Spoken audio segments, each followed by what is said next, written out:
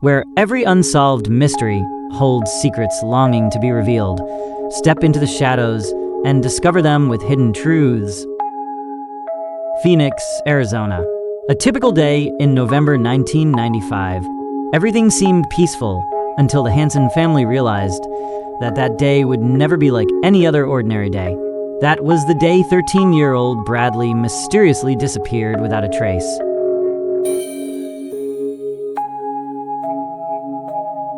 On Veterans Day in 1995, Brad's mother, unaware of the school closure, planned to meet his friend Jeremy, 13, at his house in Phoenix, Arizona.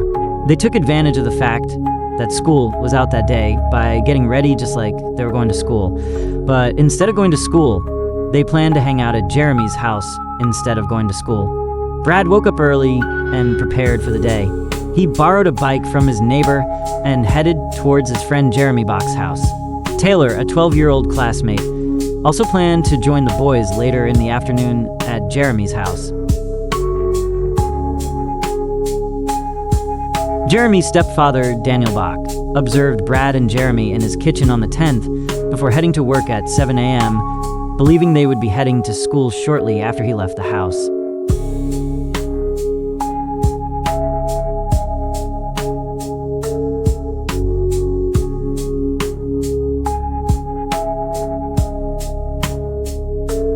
Brad's mother, Rhonda Mitchie, later realized around 8 a.m. while at work that it was Veterans Day and that there was no school that day. She began contacting Brad at 8 a.m. to find out where he was, but when she returned home at 2 p.m., Brad had not answered her pages. This realization and the fact that Rhonda had started contacting Brad early in the morning left her feeling uneasy.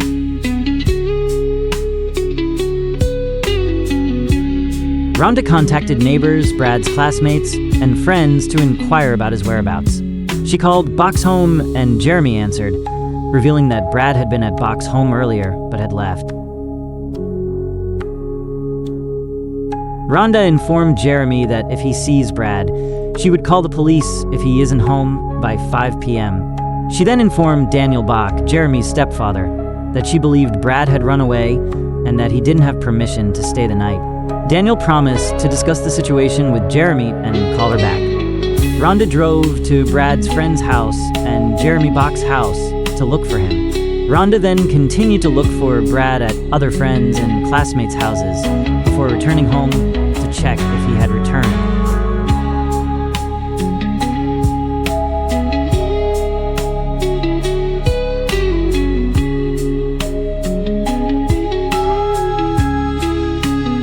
Daniel Bach never called Rhonda back after speaking with Jeremy, like he had stated earlier on the phone. And after 5 p.m., she reported Brad missing to the Phoenix police.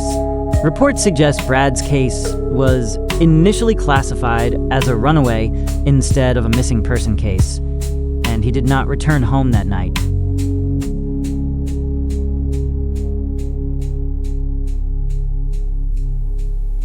Rhonda searched for her son Brad all weekend, contacting neighbors and classmates to see if anyone had seen him or knew where he was. After talking to friends and classmates all weekend, a persistent rumor surfaced that a gunshot had been fired at Jeremy Bach's home. On November 13, 1995, Rhonda called Daniel Bach after hearing rumors about Brad's disappearance. She claimed Brad fired a gun in Jeremy's direction, barely missing him, and the bullet hit a wall. Rhonda explained that Brad had the gun and was planning to kill himself. Daniel assured Rhonda that the guns were securely stored at home and no guns were missing. He then contacted his girlfriend Debbie to confirm that all the handguns were in their usual place and no guns were found missing.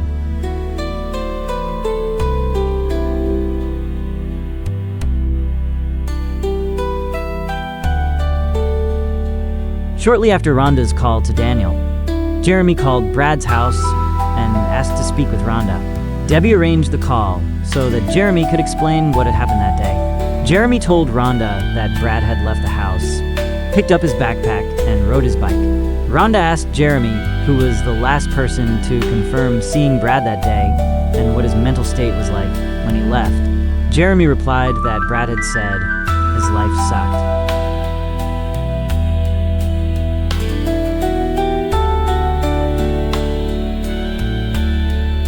On the following Monday, November 13th, after Brad's disappearance, and Schelling, one of the school administrators, met with Jeremy to see if she could gather any new information that could help locate Brad.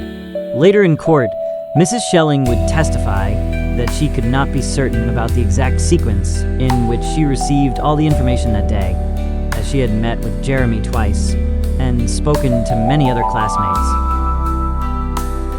Through her conversations, Schelling learned that Taylor had been at Jeremy's house the morning Brad disappeared. When she confronted Jeremy about this information in front of Taylor, Jeremy began to explain what had happened that Friday. He stated that Brad had come over but left, saying he would be back in 10 minutes, and then he simply never returned.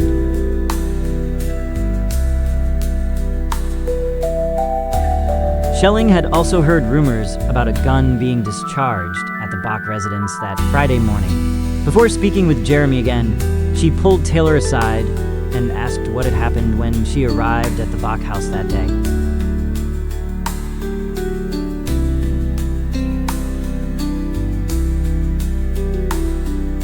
Taylor explained that when she arrived at Jeremy's house that morning, she noticed Brad's neighbor's bike parked in the driveway. Upon entering the house, she saw that it was just Jeremy at home and asked where Brad was. Taylor observed that Brad's backpack and pager were on the kitchen table. Jeremy told her that Brad had left, but Taylor didn't believe him. She thought it was a joke and assumed Brad was hiding in the house.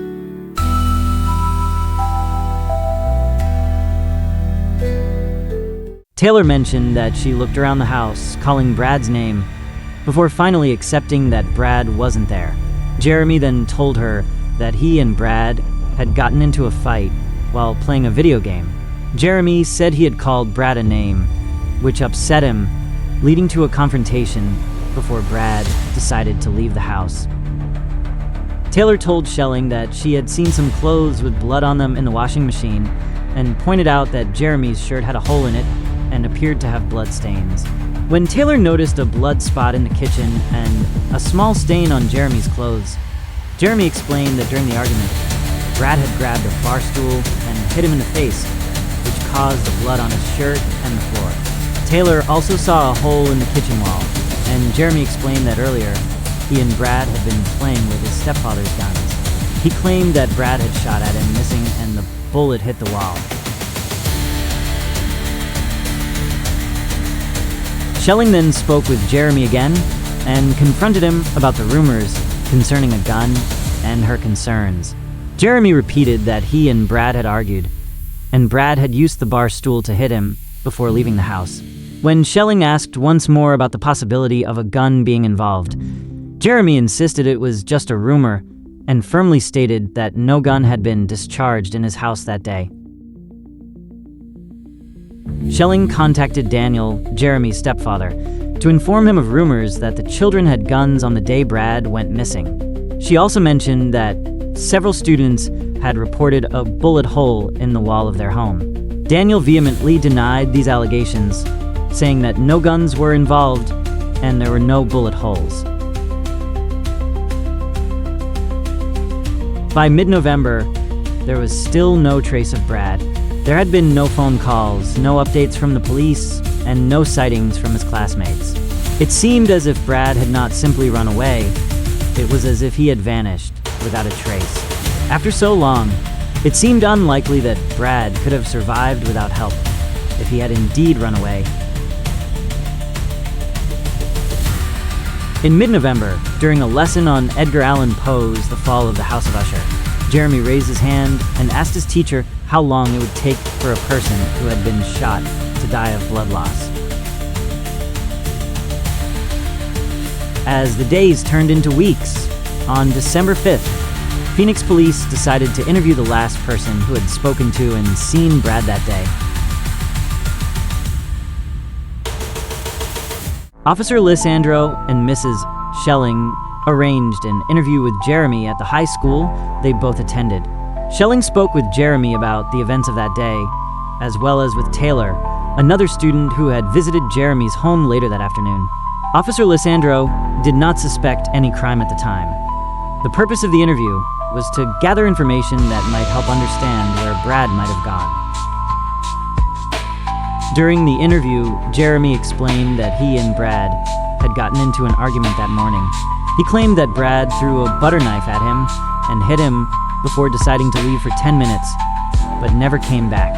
When the police asked Jeremy about the gun rumors, Jeremy admitted that he had made up the story and clarified that there was no gun. Jeremy then told the police that he believed Brad may have run away to Tucson, Arizona, with a man named Popey, or to California to be with his father. Officer Lissandro took down Jeremy's statement and left the interview without drawing any conclusions. Phoenix police would contact Daniel Jeremy's stepfather by phone immediately following his interview with Jeremy at school. Daniel spoke with Detective Stephen Lewis and explained to the detective that he had checked the .357 revolver and that it had not been fired and was still in its hiding place in the living room under the sofa cushions. Daniel then told the detective that there had been no gunshots in his home and that there were no bullet holes in the walls. The detective asked Daniel if they could interview Jeremy at his residence the following day, December 14th, 1995. Daniel agreed to let the detectives come to his home and talk to Jeremy about the incident that occurred on November 11th. Detectives Lewis and Dillion arranged to interview Jeremy under the supervision of his stepfather Daniel Jeremy at his home on December 14th, 1995. The detectives sat down with Jeremy and began questioning him about November 11th. They asked Jeremy about the rumor that a gun had been fired in the house. Again, Jeremy said that it was just a rumor and that no shooting had occurred at the Bach home. While in the kitchen, the detectives noticed a strange spot on the kitchen wall that looked out of place. There appeared to be a hole that looked like it had been patched. Daniel then brought out the .357 revolver that was hidden under the sofa cushions and said that he could smell the gun and could tell that it had not been fired. The next day, December 15th, Daniel Bach called Detective Lewis and asked to meet him at his office at the police station. Daniel told the detective that as soon as they left the house, Daniel and Jeremy began talking about what had just happened. Jeremy told Daniel that a gun had gone off in the house and hit the wall in the kitchen. Daniel had taken the bullet. Jeremy told him that he had dug the bullet out of the wall and brought it to Detective Lewis and helped arrange a second re-interview with Jeremy at the Bach home that day. Detectives Dillion and Lewis met with Jeremy at the Bach home on December 15th. This time, Jeremy would explain to the officers that a gun had indeed gone off in the home on November 10th. Jeremy told them that Brad and he were playing with guns when Brad shot Jeremy and the bullet grazed his shoulder, narrowly missing the kitchen wall. The bullet hole appeared to be much lower than Jeremy's shoulder, so the detectives asked him to demonstrate what had happened. As Jeremy stood against the wall, the detectives and Jeremy both seemed to notice that the bullet hole was much lower than Jeremy's shoulder blade. Jeremy appeared to slide down and try to align his shoulder with the bullet hole as he continued to explain what had happened. After Jeremy demonstrated the facts, the detectives asked Jeremy if the bullet hole they discovered last night in the kitchen was the hole where Jeremy dug the bullet out of the wall.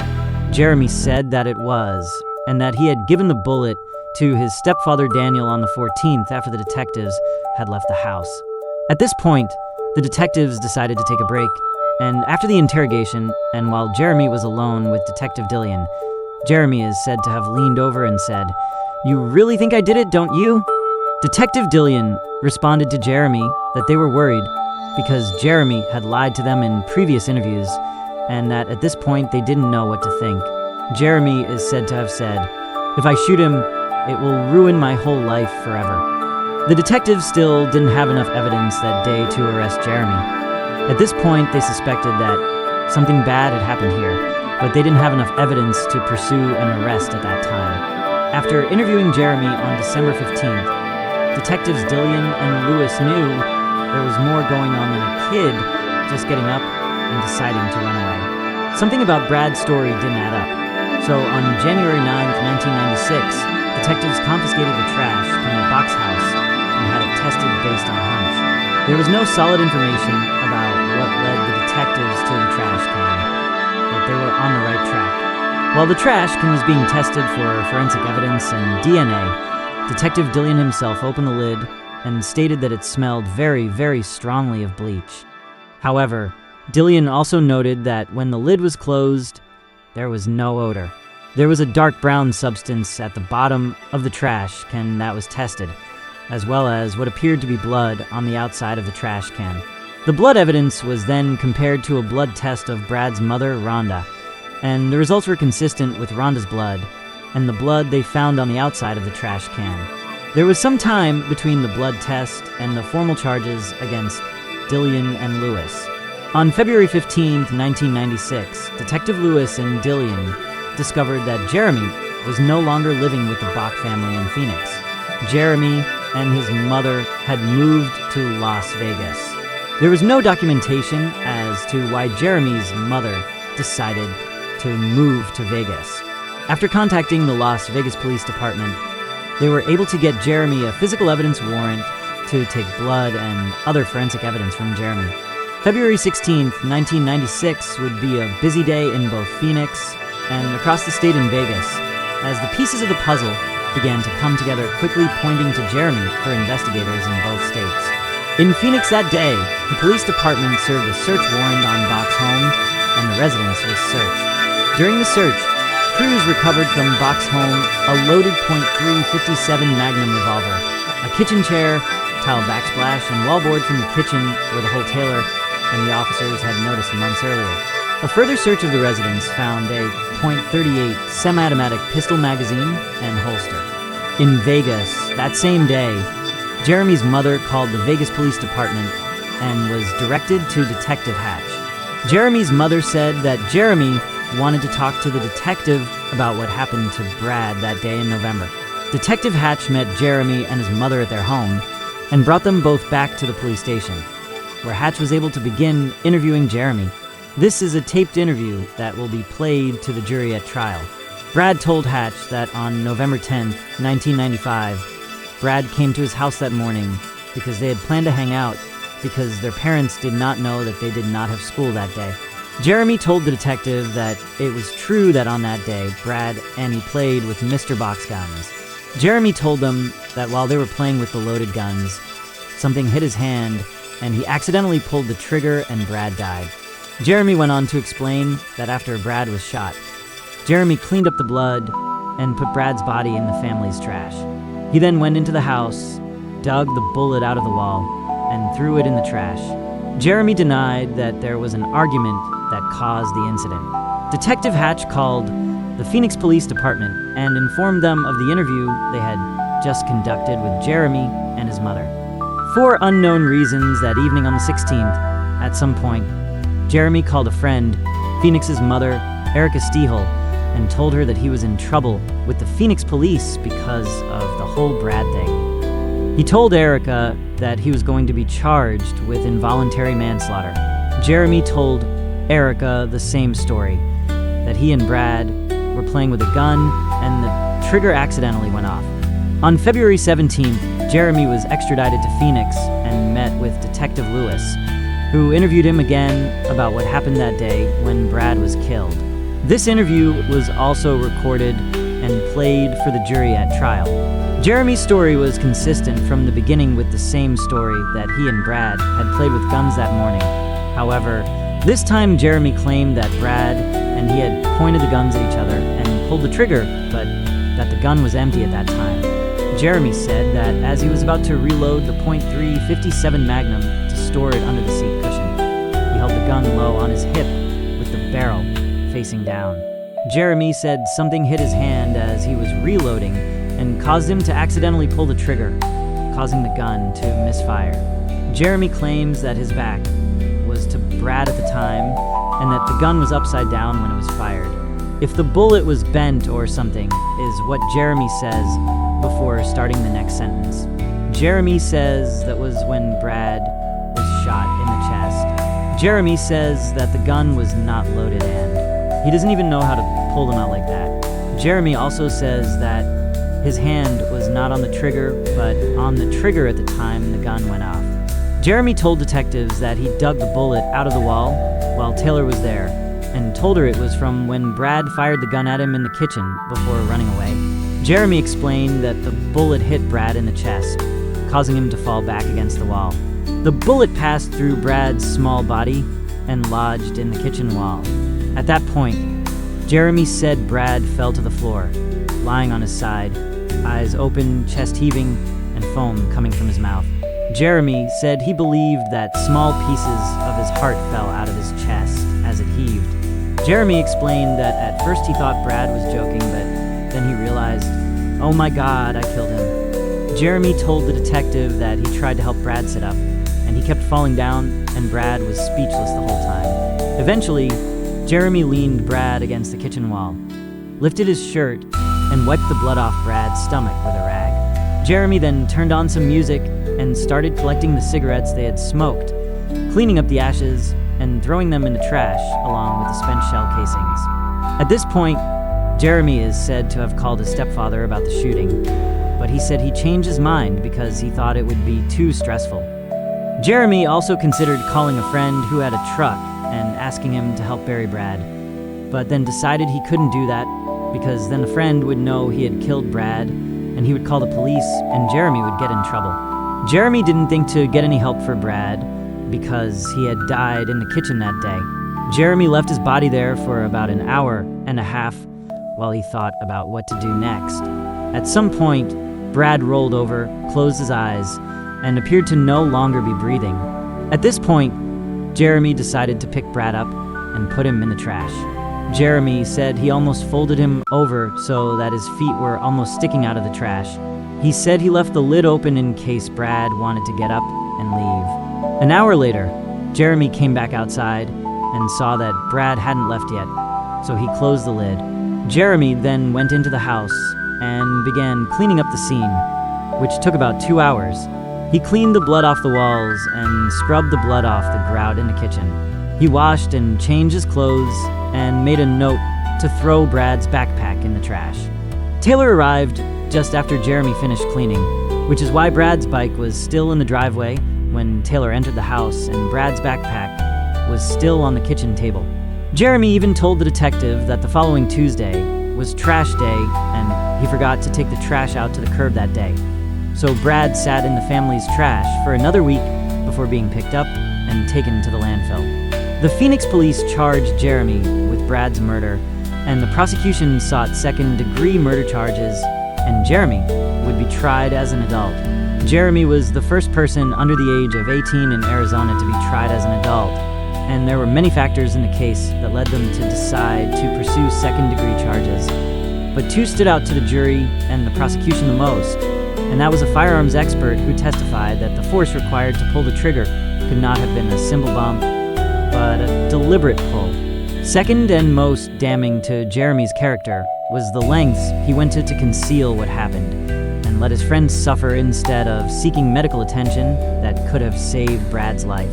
There is no way we can sit back and say that if Jeremy had sought immediate medical attention, Brad would have survived when Jeremy dumped his body, and the Phoenix police spent a record amount of money searching the dumpster, and Brad's body was never found.